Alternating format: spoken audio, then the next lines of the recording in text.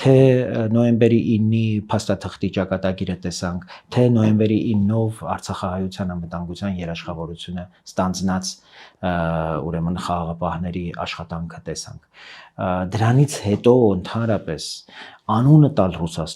Ռուսաստանի հետ փորձել այս տարածաշրջանում։ Բայց նոյեմբերի երազանք է Սոգոստոսի ու Տիֆոնին, ասում է Քոչարյանը։ Դե ճիշտն ասած, այդ երազանքը իրանք ժամանակին այդ երազանքի համար Արարատ Միրզոյանին էին սպանում։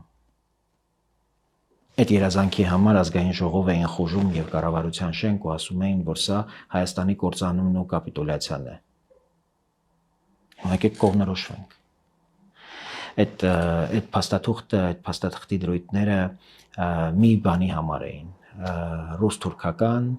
նրանց հետ նաև աֆիլիացված ադրբեջանական համատեղ պլան էր հայկական պետականության կազմաքանդման վերաբերյալ։ Եթե դա իրենց երազանքն է, իհարկե ես հասկանում եմ իրենց։ Դեռ Ղարաբաղի մասին հիշատակում կար այդ Այո, այդ հիշատակումը մենք տեսանք այդ ինչ մնաց այդ հիշատակումից։ Ղարաբաղի մասին փաստորեն 98 թվականին Ղարաբաղի համար հայանպաստ լուծման օրակարգով իշխանություն վերցրած հեղաշրջում արած Ռոբերտ Քոչարյանը հիմա խոսում է նոյեմբերի 9-ի Ղարաբաղի վերաբերյալ մի հատ հիշատակման մասին։